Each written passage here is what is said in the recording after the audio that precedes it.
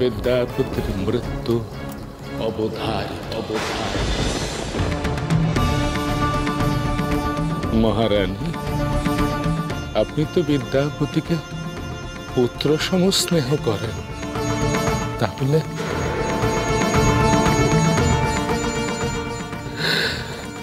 কেন নীলমাধবের সন্ধানে যাওয়ার আগে বিদ্যাপতির কোষ্ঠীটা একবার আমায় দিলেন না কেন? তাহলে তখনই তো আমি সব কিছু নির্ভুলভাবে গণনা করে বলে দিতে পারতাম। গুরুদেব, ভুল হয়ে গেছে, বড় ভুল হয়ে গেছে। আপনি তো বিপদের ইঙ্গিত দিয়েছিলেন, বাধাও দিয়েছিলেন। আমি কি করে ভুলটা করলাম? কি করে আমি এই ভুলটা করতে পারলাম? হে প্রভু! কাল রানীমা, কাল যখন কাউকে অন্তিম যাত্রায় ডাক দেয়, তখন তো এমন ভুলভ্রান্তি হতেই পারে। বিধির লিখন কে খণ্ডাবে? আর তা না হলে আমি তখনই তো সব কিছু বিশদে বলে দিতে পারতাম, তাই না? এই যে কেতু অষ্টমে অবস্থান করছে, কেতু বিদ্যাপতির সরাসরি স্পষ্ট সন্নিহিত, সরাসরি মৃত্যুযোগ। কুদৃষ্টি দিচ্ছে কেতু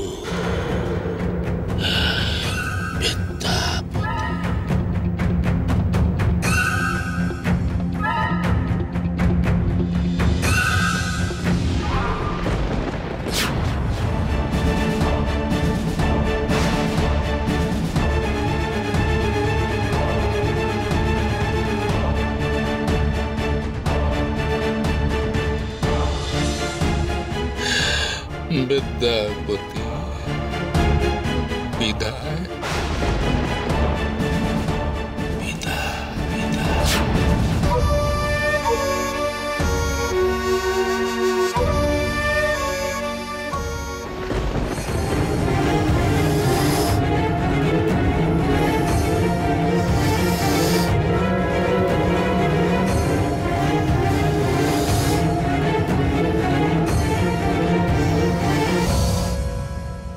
না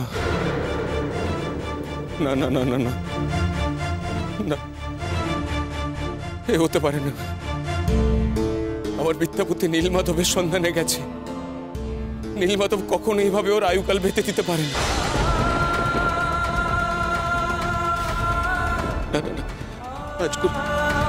গুরুদেব, আপনি আরেকবার বিচার করে দেখুন না যে আপনার বিচারে কোথাও কোনো ভুল হচ্ছে না তো?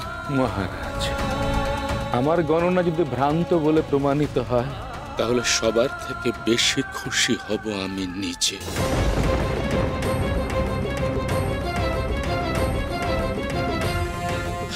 কিন্তু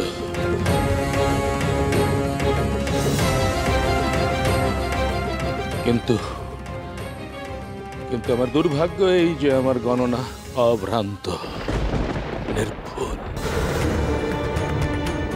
সর্পাঘাতে বিদ্যাপতির মৃত্যু নিশ্চিত। কিন্তু মহারাজ, আমি বারংবার নিষেধ করেছিলাম ওই নীলমাধবের সন্ধানে পূর্ব দিকে বিদ্যাপতিকে না যেতে, কিন্তু আপনি আমার কথা অগ্রাহ্য করেছিলেন। আমিও তো যেতে দিতে চাইনি বিদ্যাপতিকে, কিন্তু বিদ্যাপতি মহারাজের বাসনার সম্মান রক্ষার্থে ওই দুর্গম পূর্ব দিকের পথে যাত্রা করে।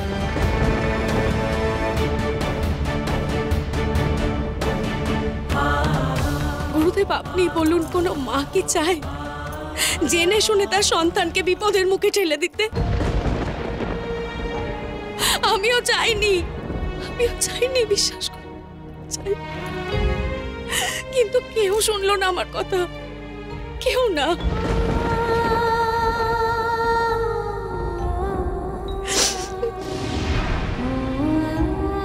রানী, কাল কাল ডাক দিয়েছিল বিদ্যাপতিকে, তাই তো সর্পাঘাতে অপঘাতে মরতে হলো তাকে।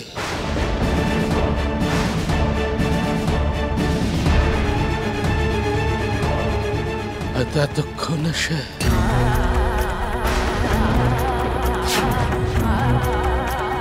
আমি বিদ্যাপতির সঙ্গে যেতে চাই, কারণ যদি যেতাম তাহলে তার মৃত্যুর দায় তো আমাকেই নিতে হতো। আমি তা নিতে পারি না। কিন্তু মহারাজ, আজ ওর মৃত্যুর দায় কে নেবে?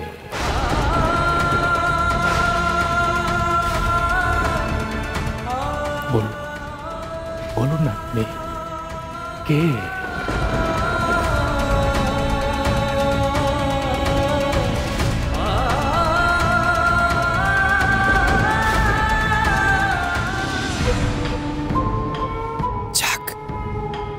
অজামিলের শাপই তাহলে উদ্দেশ্য পূরণ করেছে। সর্পদংশনেই মৃত্যু হয়েছে বিদ্যাপতির।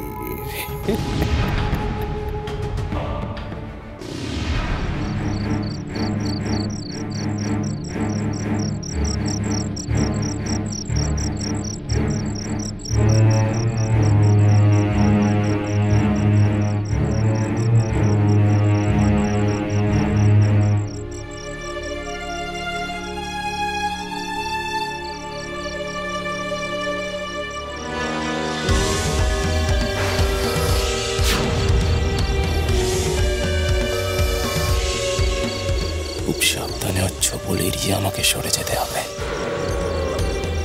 এক মুহূর্ত সতর্ক হলে ওরা এক ছোবলে মৃত্যু নিশ্চিত। আজ তোমার নিস্তার নেই বিদ্যাপতি। ওই কালান্তক জমের ছোবলে তোমার নিশ্চিত মৃত্যু। লাল মাধব, নীল মাধব কেউই আজ তোমাকে রক্ষা করতে পারবে না।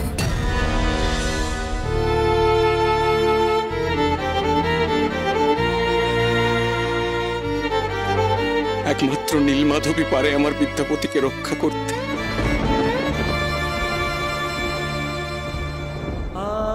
তিনি যে করুণা সিন্ধু, তার করুণার যে কোনো অন্ত নেই।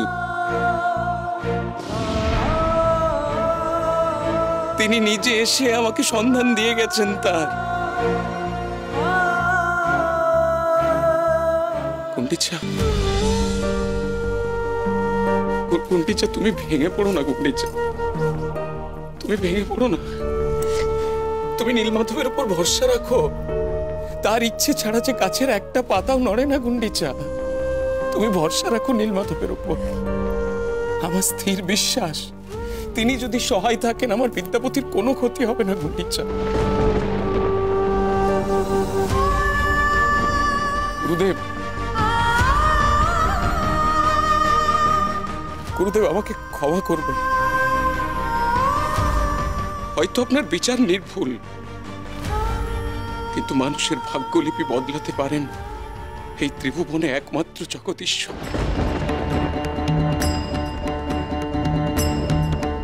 তিনি যদি সহায় থাকেন, বিদ্যাপতির কোষ্ঠীতে যাই লেখা থাকুক না কেন, কোনো বিপদই বিদ্যাপতিকে স্পর্শ করতে পারবে না।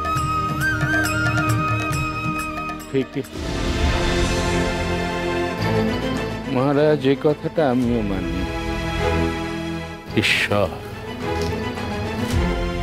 ঈশ্বর সর্বশক্তিমান, তার ইচ্ছাতে জগৎ সংসার চলে। তাই এই কোষ্ঠী বিচারই বলুন আর ললাট লেখনই বলুন, ঈশ্বর চাইলে সব কিছুরই পরিবর্তন ঘটাতে পারে।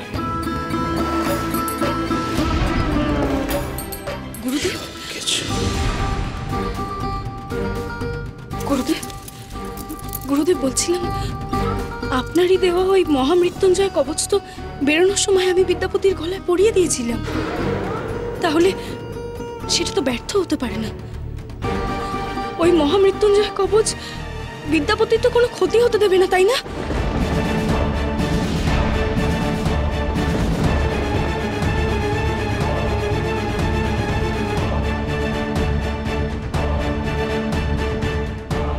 বিদ্যাপতির মৃত্যু আজ কেউ রোধ করতে পারবে না। অজামিলের চালেই ওকে মরতে হবে।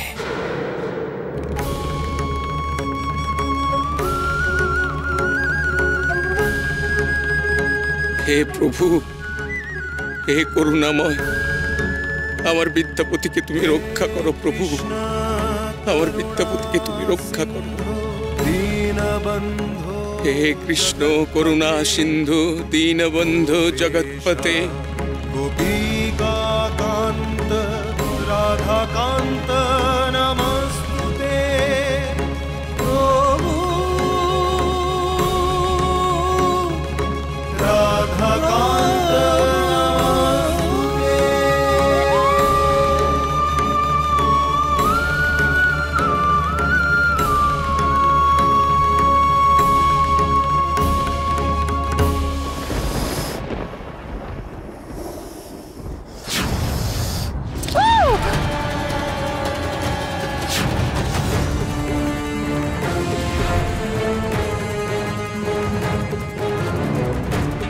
অজামিল, তুমি?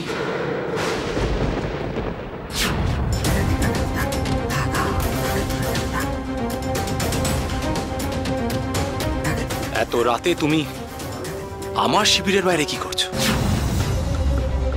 কি হলো অজামিল? আমার প্রশ্নের উত্তর দাও। এত রাতে তুমি এখানে কি করছো? কি হলো অজামিল? তুমি এখানে কি করছো আমায় বলো। মহারাজ, আমার খুব দুশ্চিন্তা হচ্ছে, কিছু একটা করুন। বিদ্যাপতির জন্য আমারও মনটা বড়ই উচাটন হয়ে আছে। বিদ্যাপতি যেখানেই থাকুক, যেই অবস্থাতেই থাকুক, ওকে বলুন ফিরে আসতে।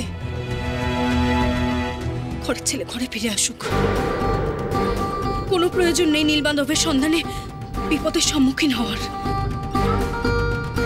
জানি না সে কোথায় আছে, কিন্তু যদি ঈশ্বরের কৃপায় বিদ্যাপতি সত্যই সুস্থ থেকে থাকে, তাহলে মহারাজ তাকে দ্রুত প্রত্যাবর্তন করতে বলুন।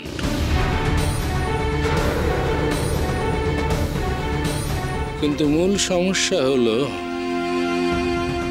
আমরা জানি বিদ্যাপতি পূর্ব দিকে গমন করেছে নীলমাধবের সন্ধানে, কিন্তু কোথায় আছে? পূর্ব দিকের কোথায়, কোন জঙ্গলে, কোন পাহাড়ে বা কোন জনপদে, আমরা তার কিছুই জানি না।